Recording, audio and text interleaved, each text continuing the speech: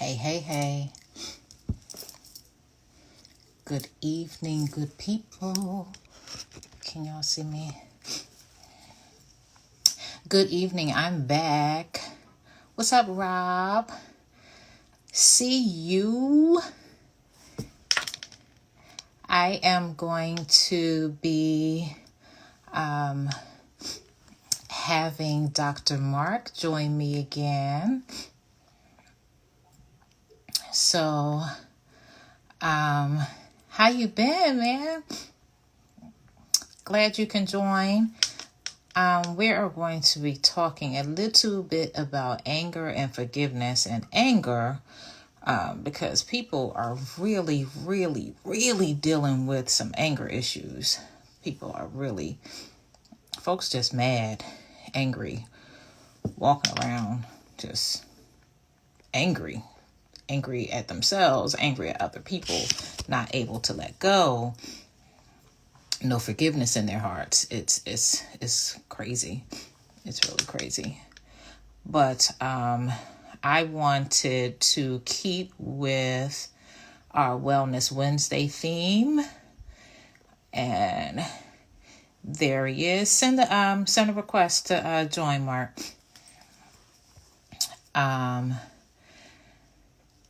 And so I said we're going to hop on and chat with you guys about anger and forgiveness. I can share a little bit what I know from experience, but push the plus sign at the bottom, Mark, and send a request to join. Let me see if I can add you.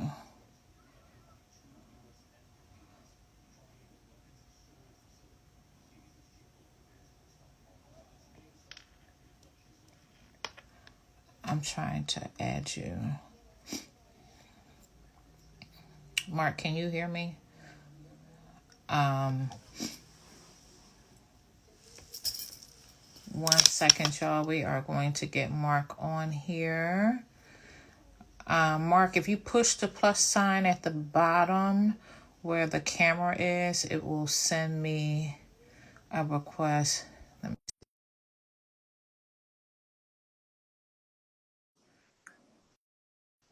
Let's see if you can accept it now. There we are. Hey. Can you hear me okay? I hear you just fine. Good evening, good brother. How are you? Well, how are you? I'm blessed. I was just chatting with the people. One of my brothers from Cheney U is on. Quite a few people have jumped on and just kind of sending my pleasantries. But to everyone watching, whether you're watching live or on a playback, I shared with Mark that today my aunt turned 104 years old. Wow. So it was an emotional time, but it was such a joyous occasion, to live to be 104. At her 101st birthday, she held my arm the whole time and she was like, I'm just done. Like, she didn't want to eat no more. She didn't want to drink no more water. I said, but Auntie, God is not ready for you yet. So she was like, but I'm just done. Yeah. I don't know why he's not ready for me. I'm done. Imagine and this is a mighty woman of God. That she has seen, the changes. Imagine the things that she has seen, the changes, the technology, and she traveled the world by herself. Wow. Like when she went to the hospital, I had her giving her a necklace, and she was like, they took my necklace at the hospital, and I'm glad they didn't take my watch because I got that in Germany. I was like, go ahead, Auntie. But that was a joyous occasion, and I got to meet some family that I never met on my mom's dad's side. I never met my grandfather. Wow. And so they asked me, like, how are you related? And when I mentioned my mom's name, they was like, like everyone knew, like, you're Peach's daughter. I'm like, yes, I'm Peach's daughter. It was like, oh my gosh. Like, it was so awesome. So we exchanged numbers, and my baby girl blew out the cake for Auntie. So that was a pretty joyous occasion. Yeah. So today has been kind of busy, but I've encountered a couple of scenarios which led me to the topic for this evening. Did you see the topic?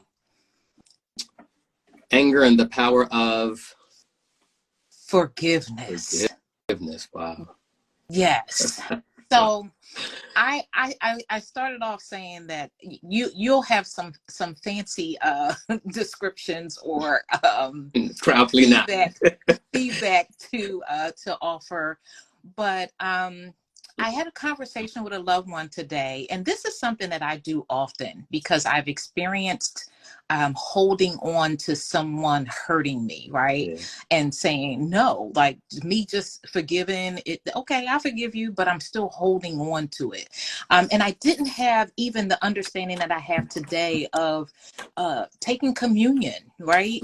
You're supposed to have your heart clear with people before you take communion, right? Right. And so I wasn't even there in my walk to reflect in that way. But I had a really, really, she was my mentor. She was everything to me. And when I was pregnant, she and another loved one who I didn't get along with so well, they called me and said, "We're throwing you a baby shower and you have nothing to do with it," and hung up. And I said, "Okay, well, that's cool." So I asked my husband, "Hey, did they get the address book from you?" And he was like, "No." I said, "You don't have to give me any details. Just want to know if they got the address book." Right. So he said, "No, they didn't." So I called back and I said, "Well, how do you throw a shower for me and you don't know who's supporting me, who's encouraging me, like who's close to me? So you're going to just omit those people?" And they said, "Yeah, we're going to invite who we want to invite." I said, "Well, that's not a shower for me. That's a shower for you." They said, "No, it's a shower for Faith." Well, wait a minute. That's my baby in my stomach. Y'all tripping. So my girlfriend and I had to talk about it. And she's like, "Who made you the etiquette queen? And how do you know that you know the proper way?" And this, that, and the other. It wasn't an argument or anything. It was just a banter back and forth. Right. And the next day, she was scheduled to buy a home. And so she bought her home, and I'm expecting to hear from her, how that went and all that, and nothing. And so I called her mom and said, "Mom, is she okay?" She said, "She didn't call you." I said, "No." She said, "Let me give you the number," because she moved out of Philly, so she had to change her phone number. So she said, "Let me give you the number." And I said, "No, I don't want it that way." And I held on to that. And when my daughter was 4 years old, I got a knock on the door from her son. And he said, "Aunt Tish, I have bad news. My mom is gone." Wow. And I was devastated because baby shower etiquette, was that enough for me not to be there for this person that I loved and valued so much? Was it enough? I said I forgave her, but I didn't, clearly. I held on to it. I was offered her number. I didn't take it. And that haunted me. And so when I see siblings bickering or family members bickering or friends bickering, I often ask them, if God called that person home today or tomorrow, would you be okay with that? Or would it make you sick? And when they say it makes me sick or it would make me sick, then put your anger to the side and truly forgive, which means do everything in your power to make that right. And so I had another one of those conversations today with a loved one, bickering with loved ones. And I asked her, would you be okay if that person wasn't here anymore, of those people? Yeah. And the answer was no. If they ever need me, I'm here. Then let go of what you're holding on to, because life is too short and precious. Yeah. So I thought, okay, well, connecting with Mark, we can talk about an awesome anger piece that I know how powerful it was. And it was an anger piece that you had done on a project that you were working with some teenage boys. To work with our young Black men right now, that is, I know how much you value that gift. Yeah. And you shared some that I thought was so incredible. And I thought it would be a great idea to use this time to share about how you've helped them, or some tools that you use and the breakthroughs that you receive with helping them navigate anger. So I think it was two that really stuck out to me.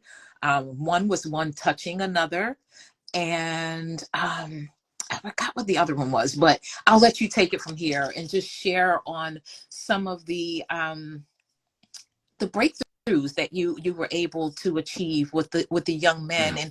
and what you observed, how they were processing their anger, and how they saw a glimmer of hope, and maybe something that we can take away from that to help our young men that are in our sphere of influence.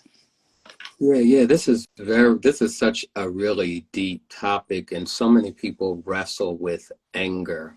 And I think that it's important to understand that, number one, when you become so angry about something or towards someone, what it's saying is that this, whatever has created you to be angry, that's really important to you. We don't fight for things or fight against things that we don't think are worth fighting for or important, right? So, Mhm. so anger is definitely a God-given emotion, and I believe that there are times when anger is the absolute, how would I say it? It's the absolute right response towards certain things in certain times, and yet there are other times when we just lose control, we have no self-regulation, and we just allow even the smallest things to trigger these angry responses. And what I don't think is that we don't recognize that anger oftentimes is a secondary emotion. We can look at a person, we can see how they respond, we can hear the words that they use. It's not hard to tell when someone is angry. What's Mhm. difficult is to see the primary response, which is an underlying issue to the anger, which Mhm. oftentimes can be hurt, pain, guilt, shame.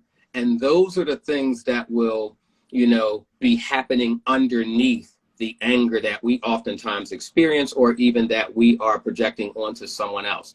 When I was working with these young men, it was amazing to me as we just began to dialogue together, how many of them were mimicking or mirroring things that they had seen in their homes. How anger is mirrored in front of them, how dads respond to moms and moms respond to dads, how they are growing up learning, what anger looks like in their homes. And when we Mhm. began to just really talk and have conversation, one of the things that I saw was that these young boys would rather exhibit some degree of angry response than to admit or acknowledge the underlying issues to their anger. And so when we were talking, what I was sharing with you is that as we began to just do some exercises, I began to I use what's called a feeling wheel. And you can Google that, look online, there's plenty of them. And a feeling wheel is a wheel that really begins to describe for us. It's a wheel, and it will give you 2 or 3 different circles within this big circle. And within the circle, it will give you all of these additional names for feelings. It'll give Mhm. you the words for feelings and emotions, because a lot of times we're feeling things and we can't always articulate exactly what we're feeling. Happy And or one of the things, sad, right? right. And one of the things that I really wanted these young men to have an understanding of was their feelings and their emotions. Because oftentimes in the Black community, we are raised to not really be in touch with our feelings and emotions, or at least not display them, not exhibit them, not really even address them. Mhm. And so when we're taught like that, then we really don't have tools to utilize to help us to self-regulate, to be in control when we are angry. And so I wanted them to really understand all of the words that would help them understand the feelings and emotions that they may have been feeling inside. And then when we were walking through that and talking about that, one of the powerful points was we discussed the issue between Will Smith smacking Chris Rock on national television. and asking these young men what they thought about what they saw, how many of them agreed with Will Smith's response, how many of them what they thought about Chris Rock's response to being smacked on television. And I have to say, I was quite pleased with the responses of many of them, because they were able to understand that many of them said, yes, Will Smith seemed to be taking up for his wife and protecting his wife. But a number of others were able to say, even in the midst of him trying to defend his wife, since he or she was not physically assaulted in any way or things like that, there was probably a better way, if you will, to respond to that situation. And they were impressed that Chris Rock had enough self-restraint, not to strike back physically against Will Smith. And then as I began to do some digging and some researching and some reading, I began to recognize, I felt like I had a better understanding of Will Smith's response and even Chris Rock's response. Because when I did some researching and reading about Will Smith, I learned that he grew up in a domestic violence environment. His father assaulted and abused his mother at times. In his book, he talks about seeing how his dad made his mom nose bleed. And at that moment, he felt so guilty and ashamed for not doing anything about that. Now, he's a young man. And he promised himself that if he were ever in a situation where his mother or his wife or someone he loved was being abused or assaulted in that way, he was never going to allow that to happen again. Fast forward to the awards, where he's feeling like his wife has been, disrespected, maybe even in his mind assaulted. Now, I'm not co-signing on what he did, but I'm trying to give you some insight on his processing. And so already being raised in that environment, already making a commitment to himself, and already deciding I'm never going to allow a loved one I love to be victimized, and then thereby me being victimized, I need to do something about it. And so when he saw his wife seemingly being disrespected, he responded, unfortunately, in a violent way. Flip side, Chris Rock grew up in an environment where he was poor, where he was teased a lot, bullied a lot, and he talked about being bullied in school a lot. But on one particular occasion when he was bullied, he struck back with anger and almost killed a kid. And he said that when I saw him interviewed, he said that he promised himself that he would never allow himself to get that angry to the degree that it might trigger that type of violent response again. And so you have these two differing views now. Will Smith deciding I'm never going to be victimized again, not going to let my wife, loved ones, females be victimized again. Chris Rock saying I can't afford to allow myself to become so angry that I may end up hurting someone else. And that was what caused him to be able to restrain himself and not retaliate back physically. And so we began to just dialogue about, so what else could have happened in this scenario? What responses could Will Smith have responded with? And, what do you think about Chris Rock's response? And these young men would share things like, well, Will Smith could have decided to have some conversation. He could have talked with Chris Rock behind the scenes and said, I didn't appreciate you disrespecting my wife. They said he could have decided not to assault him on national television, which then could possibly create both of them fighting in front of the national television audience. And I love hearing Chris Rock describe that his parents taught him not to fight in front of white people. My God. Not to fight black people. I didn't know all of this.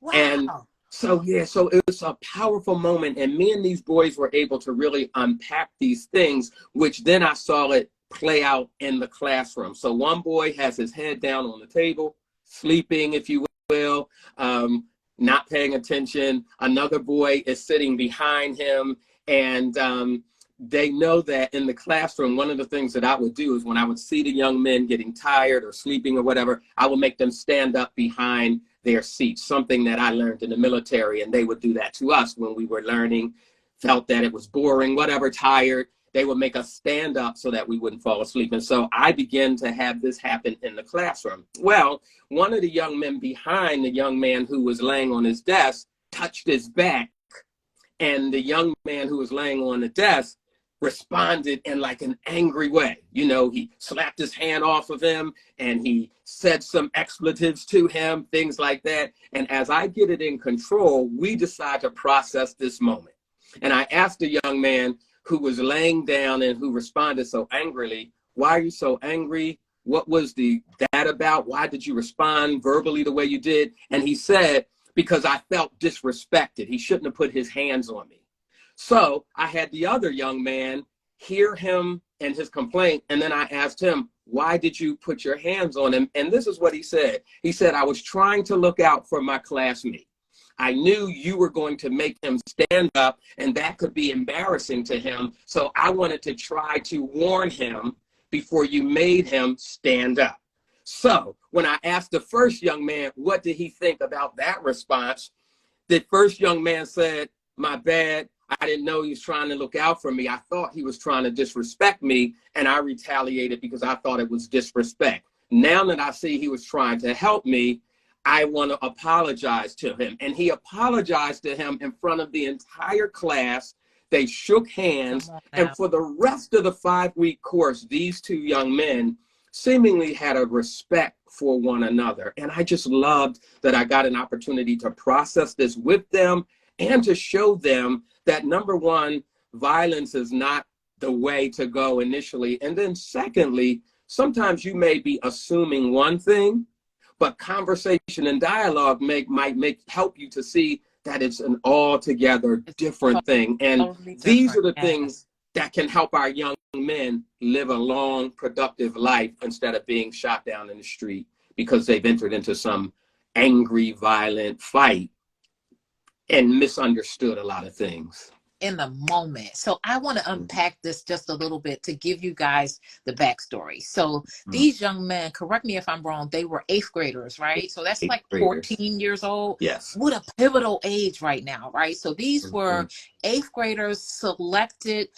to participate in Dr. Mark's program for anger, to process their anger, right? So what a breakthrough for this young man to say, "I was just trying to look out," and to have that received in a whole different way, and the impact that it had to have had on those around them, right? Those watching, whether they witnessed it or whether they commented on it, it had to impact them. And we're hopeful that it planted the seed for them to begin to process their thoughts and emotions before immediately responding. Now, there was another good one that came to me about the person who didn't want to give up power. So there was an annoyance. He's always annoying me. And why can't you just let it go? Because he's going to win. So share that one with us, because again, these are breakthrough moments that if we just take the time with our young folks and have them talk through or think through out loud how they're processing things, then we can give them feedback on how to process things maybe differently, or how they can handle things differently. Not necessarily how we want them to, but okay, what would you do different, or how could you do things differently? So share that story with them about these awesome 8th grade young men, by the way. I can't tell you how honored I was to work with these young men and to actually try to equip them with tools for life, right? And so in this particular instance, there was one young man who could maybe be labeled as a class clown type of guy, if you will, always teasing someone, always doing something, always trying to get attention. And yet the young man that he was teasing at the moment was a much more serious-minded young man, quiet, kept to himself, didn't really engage a lot, but was a young man who you could tell would stand his ground if he felt that he was being disrespected, and I keep using that term because that's term that came up the most in this setting where we were at. And so the one kid is annoying the other kid and the other kid really responds angrily. And then when we stop this moment and begin to unpack that, I really wanted to understand what they both were thinking, which oftentimes was driving their feelings. A cognitive behavioral therapy kind of tool is, if you can remember, oftentimes how we think can determine how we feel. And if we feel that long enough, it will determine what we do. So how you think can determine how you feel, and how you feel can determine what you do, right? And so the one kid is really teasing and bothering the other kid, and the other kid begins to respond in an angry way. As we unpacked it, I said to the one kid, "Why did you respond so angrily?" And he said, "Because he was disrespecting me, and I don't let anybody disrespect me. And if I don't do something about it, then he gets away with it." So I said to him, "Well, what does he get away with?" And he kept thinking. And he couldn't really respond to what he got away with, because I was saying to him, okay, he's teasing you. You could have just said, "I don't want to play anymore," or anything like that. But you responded in a very angry, aggressive way. And you felt like you were disrespected. And you felt like you needed to maintain your respect by almost entering into a fight or conflict with him. And you say you had to retaliate because if you didn't, he would win. And I just need you to help me understand, what would he win? And no matter how long I gave him time to reflect, he ultimately said, "I guess nothing."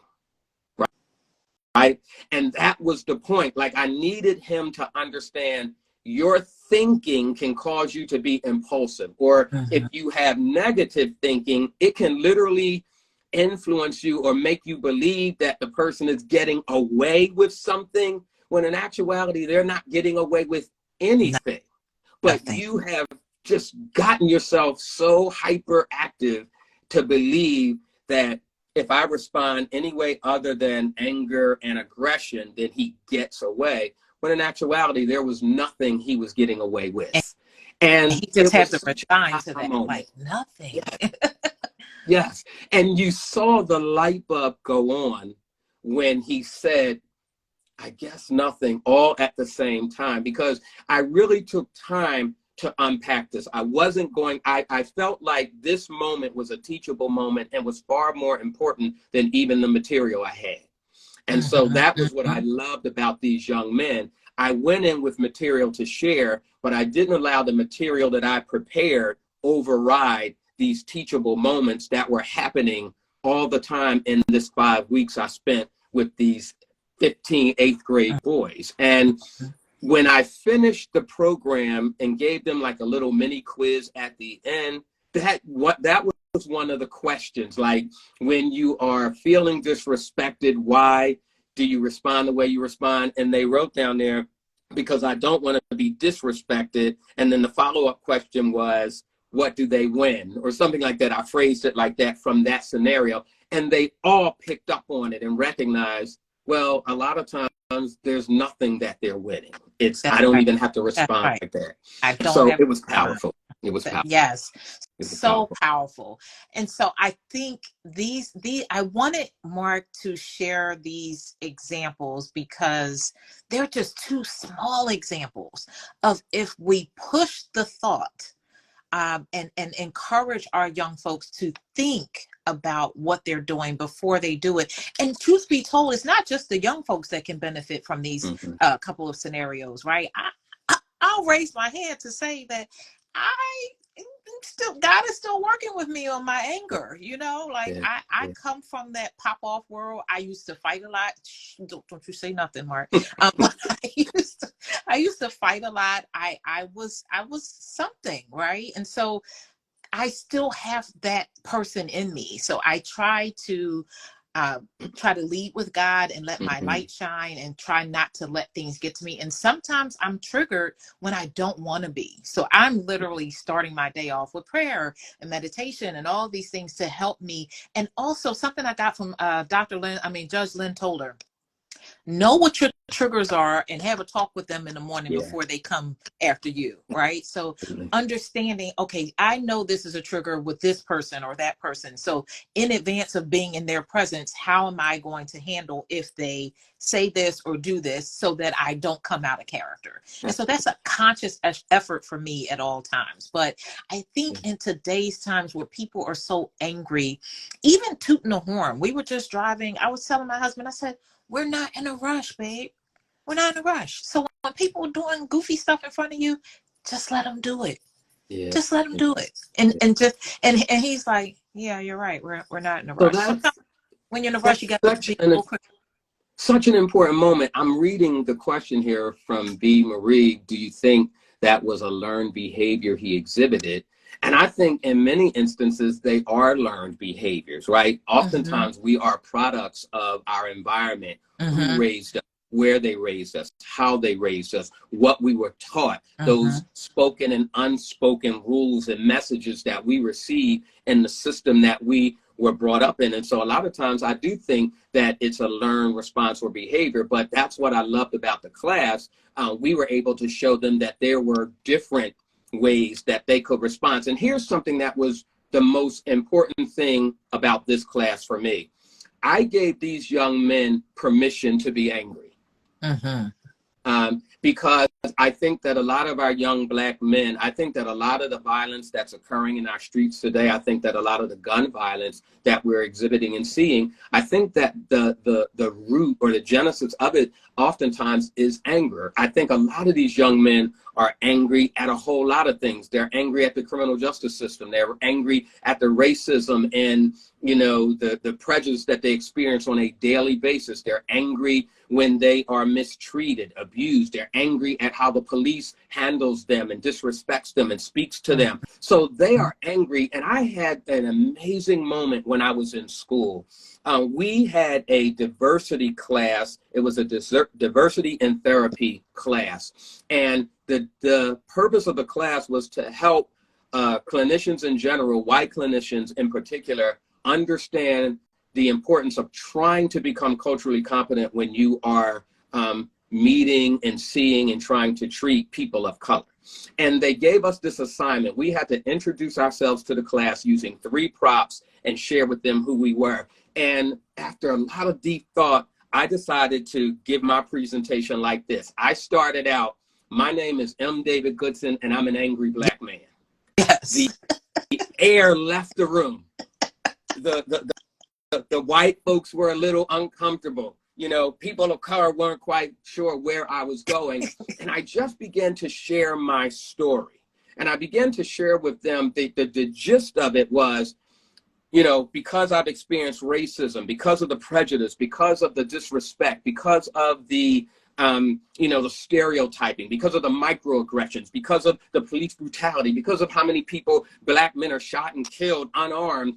All of these things give me a right to be angry. And so now there was a time where I would get, I don't know, maybe a little embarrassed, if you will, to acknowledge that. But now I let my angry flag fly. I'm always willing to acknowledge I'm an angry Black man. But my goal is to help people understand I'm taking the power out of the stereotypical angry Black man. That's right. I think that anger is a God-given emotion. As a matter of fact, the Bible says, be angry, but sin not. and That's sin right. not. So God is giving me permission to be angry, which means there are times in my life where anger is the absolute reasonable response to what I'm dealing with. The key is being able to redirect that anger and not let it be destructive or criminal or deviant or things like that. And so I began to share with them, although I'm an angry Black man, I'm not a criminalistic angry Black man. Even although I'm an angry Black man, I'm not violent. Although I'm an angry Black man, doesn't mean that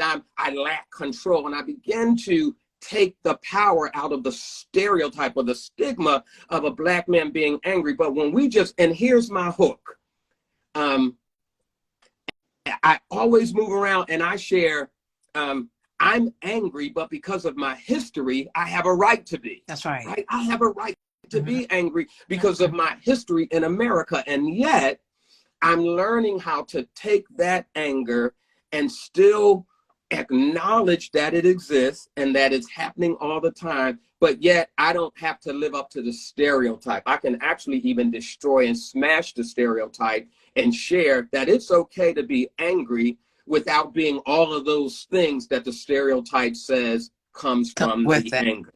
That's right. Yeah. That's right. And that is so, so powerful.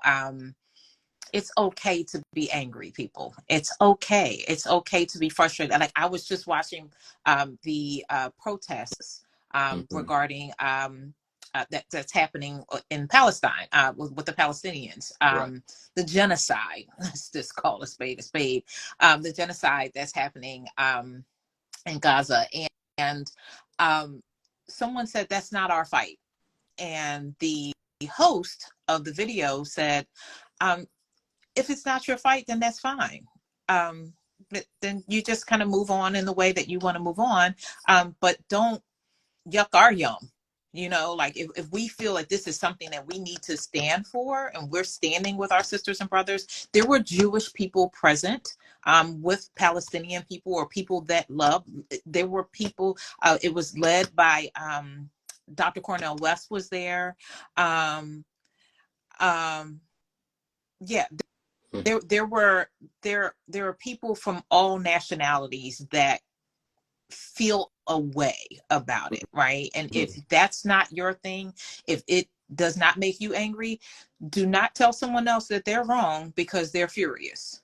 Because we are seeing things play out, and for me, oppressed people anywhere, if it's not addressed, it's a problem, and so that's a whole nother talk for another day. I told you, Mark and I met working in racial equity work. So yeah, so So be an angry black man, be an angry black woman, let your angry flag fly, but remember, be angry and sin not. absolutely. And learn how to channel that energy when you're angry. Like, if you get angry and you black out, that's not the anger we want you to have. Right. We want you to hear what Mark said. Don't be violent. Don't be. There are so many other feelings on the wheel, and so many other ways to articulate your anger. I think you wanted to say something else, Mark. I'm sorry. So I just was thinking, no matter what people believe or what side of the fence they are on, their belief to them is their belief, and they feel very, very strongly about it, which oftentimes will trigger the anger or whatever they are feeling. And so I try not to take away someone's right to feel whatever they feel, even if what they are feeling is contrary to what I'm feeling. I think Mm-hmm. that, and that's the piece. I think that is so important that we begin to take responsibility for our actions. Mm-hmm. And just because we become angry at a thing, it doesn't give us permission to be violent or to be destructive or to be, all of those negative things. So again, when the Bible says be angry and sin not, God is giving us permission to be angry, but he's also holding us to a standard and accountability of Mm-hmm. how we exhibit and exercise that anger. And if you allow yourself, if you're one of those persons who has a short fuse, or your triggers are pulled very, very, quickly, and you're out of control before you know it, the time to recognize it is not when you're locked up or when you're behind a prison cell because you've allowed yourself to be out of control. You black out, you just become impulsive, and then your actions cause you to, be penalized. It's important for us to really learn how to control ourselves. Mm-hmm. Self-regulation can cause you to live a long life in this world. Impulsiveness can cause you to be a victim of road rage in seconds, and it just isn't worth it. Anything. I remember a scenario happened where our family had a conflict with another family. And to just give a short synopsis, the man in that household decided to approach my husband, and Mm. he said some really out of pocket things, right? Now, my husband is 6'4", 250 pounds. He's no small guy, right? And so this person is yelling at the top of his lungs, and you could barely hear my husband speaking because he's like, no, no, no. And so this person is saying all kinds of crazy stuff.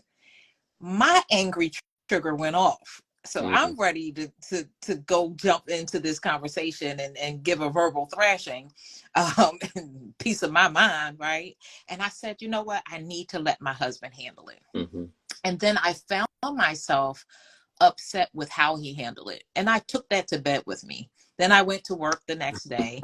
And when I got home, I'm with my daughter. And she said to me, she said, Mom, Dad talked to me and I understand why he handled it the way he handled it. He said that if he did something impulsive that could put him in jail, then who's going to be there to protect me and you?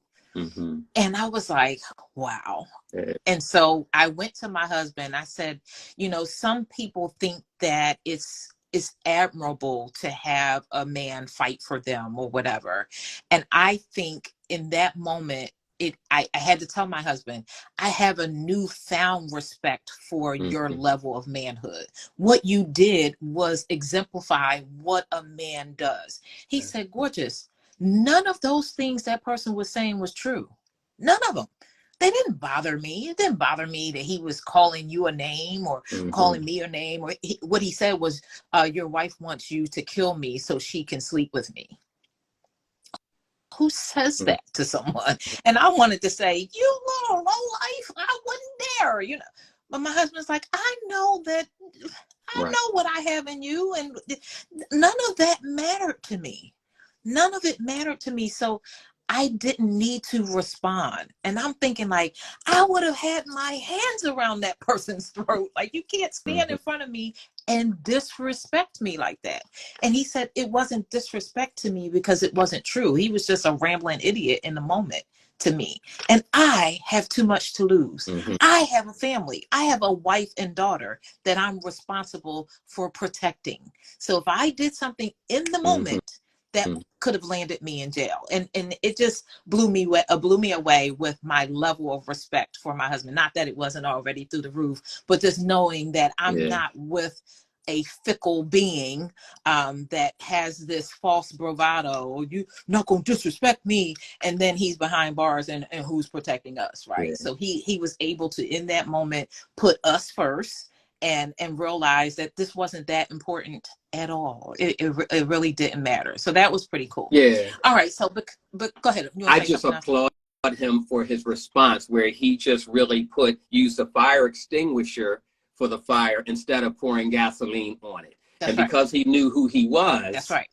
The things that this person was saying didn't move him because they were not true, and he didn't even have to. And he doesn't sound like a man who wrestles with self-respect. That's and so a lot of times out in the street, you know, again, the theme is you disrespect me, you have to die. You disrespect me, I'm going to retaliate.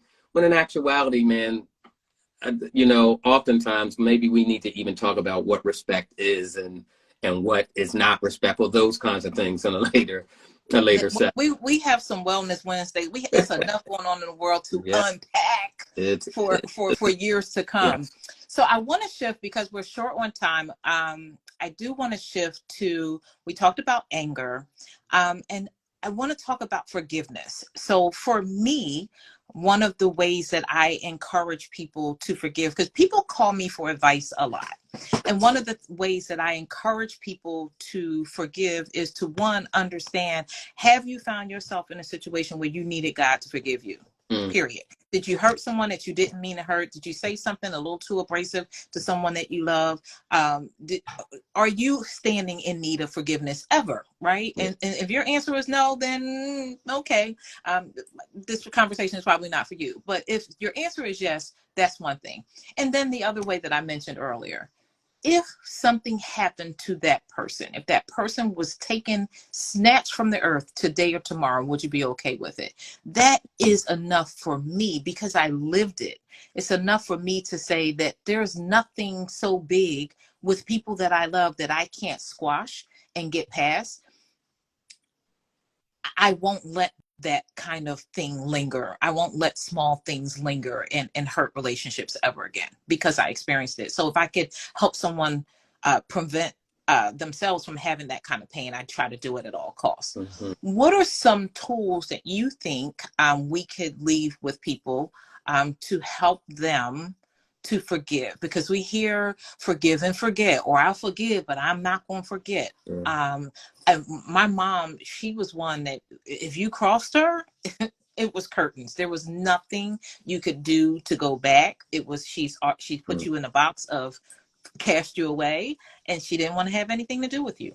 So what are some of the things that you think we could give? What are some tools that you think people can take away from this conversation to help them forgive, and do it in a way that they understand that it's healing for them? Because I often say, I heard this years ago, not forgiving is like you taking poison and waiting for the other person to die. Mm-hmm. You're not hurting that person by not forgiving. You're hurting yourself, right? You're eating away at yourself. You're robbing yourself of a piece of peace and joy. And if you are a child of God, you're blocking your blessings, right? Mm-hmm. And so if in fact you think that that's what not forgiving is doing, is giving you power, it's not. It's not. It's almost like needing closure, but that's another discussion for another day too. So help us with some tools for forgiving.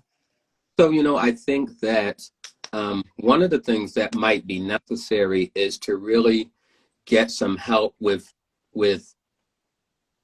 understanding who you are and how you're wired. There are individuals who can't give, who it's hard for them to forgive because in their mind, forgiveness means the other person won, the other person got away with it, that, how they've been offended or wounded or whatever has happened to them doesn't matter anymore. And when you have had that type of experience for a long time, you almost develop this armor, if you will, that is automatically triggered and makes you, like, if you were raised in an environment where you felt like you were always abused or neglected or punished or different things happened to you, then you have figured out this coping mechanism. And the core mechanism is, I'm not going to let anyone victimize me again.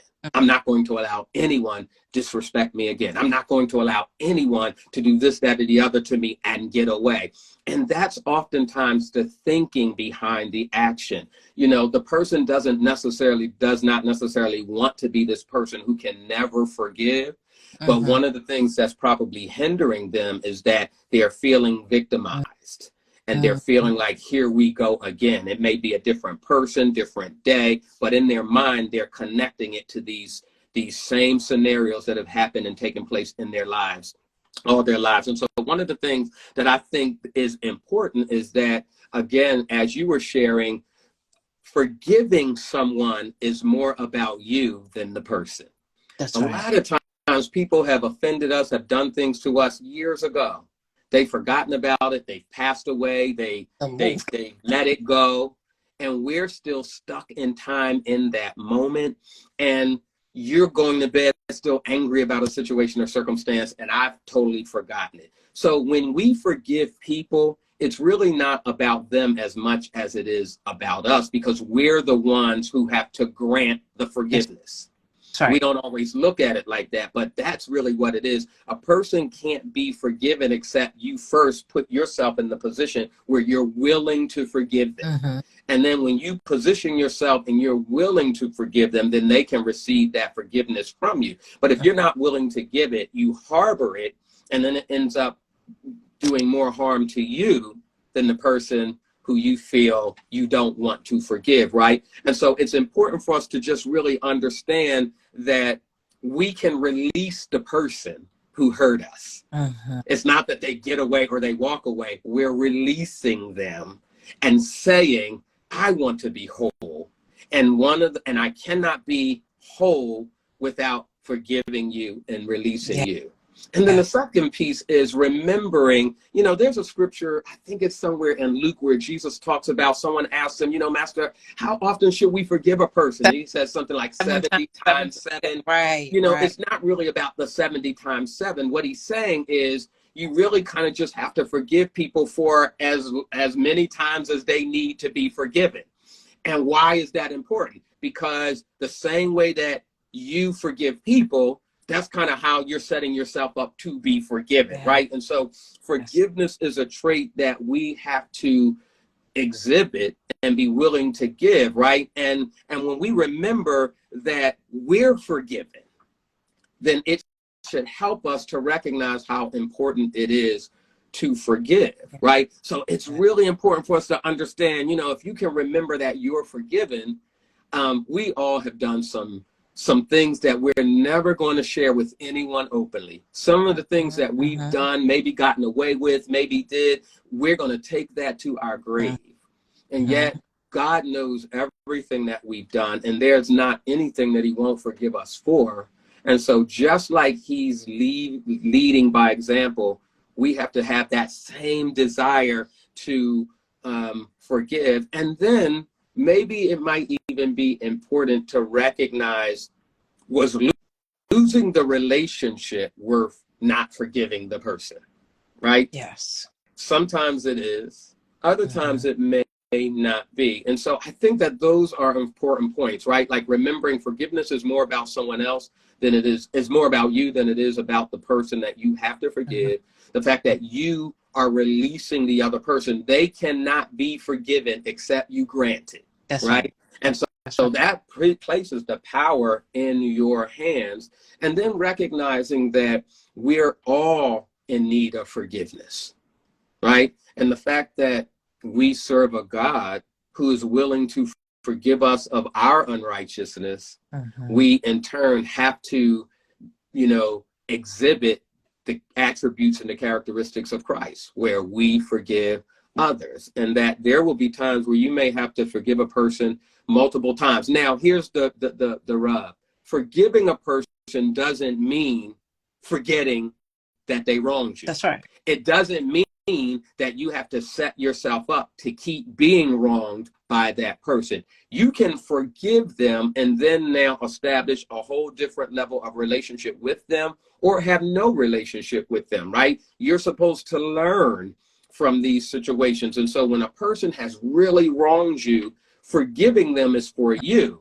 So forgive them, but then move on. You don't have to take them to lunch. You don't have to have a relationship anymore. If it was such an egregious thing that you need to forgive them for, it's important to forgive them, but also understand that it doesn't mean what they did was right. Doesn't mean that they get away with it. And it certainly doesn't mean that you now have to act as if nothing ever happened, because that's just not realistic or true. So forgiveness is not just an overnight thing. I wake up and say, forgive you. People have done some horrendous things to others. And so even in a Christian circle, sometimes forgiveness is a process that's happening daily. Yeah. Right? Yes. Working this thing out.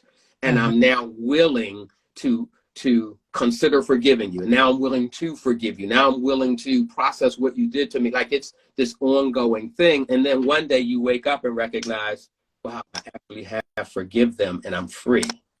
But I'm also careful. Yeah. How about that? And that's a perfect when you speak of you can forgive and develop a new relationship. I used to use the example, like, so for me, stealing is a deal breaker. My mom used to say, if you lie, you steal. If you steal, you'll kill. Right. And so stealing is a deal breaker for me. So if you steal from me, you're cut out my life. You have cut yourself out my life. Right. And so, however, being a child of God, knowing that I stand in the need of forgiveness often, I use that as an example. So you can steal from me. I will forgive you, but that doesn't mean that I have to give you another invitation to my home to do it again, right? And so I've forgiven you. I love you. I wish you the best. I will help you if you need something, depending on what you stole. But I don't have to invite you into my space to have myself feel so uncomfortable that I could be victimized again. So I think that's an example that people can resonate with. Like, I can forgive you, but I now have these new boundaries when it comes to you, that I'm not going to let you in my space. And one thing I just want to drive home so much to people, so many people I know, are petitioning God for various different things. And it could be their health, their finances, their children, whatever. If you are harboring ill toward another, you could, and I would go as far as to say, you're likely blocking your blessings. So understand, not just is forgiveness for you because there is a freedom associated with that. Forgiveness is for you because you want to make sure you're in alignment with God, right? And that's something that God asks of us. Now, if you have no relationship with God, and then okay, it's not applicable to you. However, still applicable to you. You just don't think so. But that's another Jerry Springer. But just remember, when you're petitioning God, asking him for help, assistance, patience, whatever, ask yourself, how is your heart with other people? What's your heart's posture toward those you say you love? What's your heart's posture with those who wronged you, right? Because it's easy for, and the Bible says this too, it's easy for you to love someone who loves you back. Right. We're charged to love those who a little difficult, a little rough around the edges. We're charged to love them too, right? And so just ask yourself, is it worth it to hold on to what that person has done to you? Or is it better to let it go and free yourself? Now, for yourself to be open for your blessings, for yourself to not be having these loop thoughts about this person. Is it worth it? Go ahead. Yeah. And I just, from a mental health perspective, from a pastoral perspective, I don't want to sit here and just act like it's an easy thing. No. Like there are You're offenses right. that people, I just want to say that so that those persons who may be listening are saying, but you don't understand what happened to me. You don't understand what they did to me. And so so I'm saying that just to honor the fact that sometimes forgiveness can be a very, very difficult process. And it can involve a lot of different things in order for you to heal enough to want to process, because some people will say, well, when I think about what was done to me, yeah, it's worth not forgiving them. Like I've already endured enough pain. I can't feel any worse. So I think that it is important to help people understand that, yes, some very horrific things have been done to people. And it's not always easy to just, even entertain forgiveness. And you can be a Christian who loves the Lord, but And the it's just so pain, hard. absolutely, the pain of it, or maybe my pride, or again, maybe feeling like I've been victimized all my life. I just can't, because then I'm a victim yet again. So sometimes we need help. Sometimes we need, support, and even working through what we need to work through to get to a place where we can entertain what forgiveness might look like for me regarding that person or that situation. Right. So I encourage people, sometimes we try to do things on our own, or we suffer silently. Sometimes you need help to get to a place where you can be healed and whole enough to forgive. Yes. Thank you for naming that. Thank you for naming that, because I have had people say, but you don't understand. And so and I have thought that I have forgiven people, and realize I didn't. Like, when I see them, I'm just feeling like, I didn't forgive. I didn't let that go. And it's still robbing me of my peace. So thank you for naming that, because forgiveness is by no means easy, because a person can only hurt you if you love them. if you care about them. If you have no care about them, they can't get to you. It doesn't bother you, right? So that's what makes it so touchy. That's what makes it so difficult, because you really care about this person. You love this person. You had expectations of this person. You never thought that this person would let you down in whatever way. So that's what makes it even more difficult. But I say, now more than ever, relationships matter. Yeah. Relationships matter. What's your relationship with those who you say you love? What's your relationship with those even who have hurt you? And how can you repair those relationships so you can move on in a healthier and to name your to use your word, in a whole way? I think uh, for Christians, sometimes there is a conflict on whether there should be just the seeking God first, or seeking God solely, or if we should incorporate therapy. I say God and therapy. And what better person than Dr. Mark to represent that? He is a pastor and he's also a psychotherapist. So this is Exhibit A on how both sometimes need to come together. And there's something else that just came to mind as well. The Bible also says, confess our sins one to another, right? And so part of that is part of that help that I think you're speaking of. And we can't do this thing called life. We weren't intended to do this thing called life alone, right? So when we confess our sins to another, we could be blessing them to say, oh, wow, I was wrestling with that and I thought I was the only one, or I was beating myself up about it. And so it's kind of a liberating thing. So be obedient. If you need help, go talk to someone and begin to ask yourself, who are your go-to people? Begin to start to surround yourself with people. I lost all of my childhood besties, right? So I don't have day ones. So I'm now in a mindset, God, send me godly women. God, send me godly couples for my husband and I to engage with, because iron sharpens iron is not just cliche. It is real. In those times when you're struggling to forgive someone, and in those times when you've been hurt, or you're feeling at your lowest, or you feeling that you're angry and you want to retaliate, you need someone of sound mind to give you some encouragement during those times. So, Dr. Mark, I want to say thank you again for making time. This is going to be a thing, y'all. We're going to try to work on a schedule. We both have had a lot going on in our lives. I am in a lot of pain right now, but God, and like I said, we both have a lot going on in our lives, but I think a Wellness Wednesday is necessary. And so we're going to try to commit to bringing this to you. And we are going to have some other things planned too. I think there's so much going on in the world, and our people are hurting. I call this channel Relationship Talk with Tish because I believe that so many relationships are broken.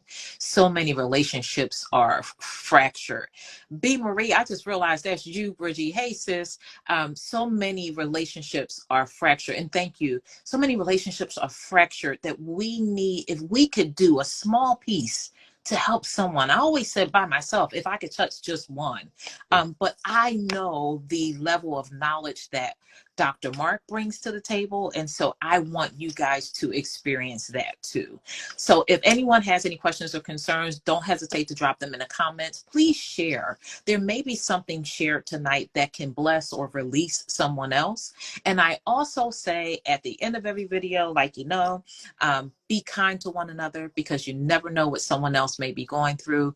And Dr. Mark, I will leave you to, do you have any final comments? And I want to make sure I get a picture where we actually pose for the cover photo, so we're not looking like in the middle. Cool. I just really want to just remind everyone listening that relationships are a part of everything we do. Business, the people we're in relationship with in terms of family, relationships are everything. And we were designed by God to really not just survive, but thrive in community. And so that means, we want to make sure that the communities that we are a part of are as healthy as they can be, because they can really be systems of support at some of our darkest hours. And so keep working on those relationships. They are worth it. Yes. Are there any questions before we go? I didn't see any in the question box. For those that are not familiar with Instagram Live, there's a little quote with a question mark in the center. That's a place where you can always leave questions, but you can always leave them in the comments. Mark and I try to get to them as we're going. Are there any questions before we go? We do want to give you an opportunity to ask any final questions of either me or Dr. Mark before we get off.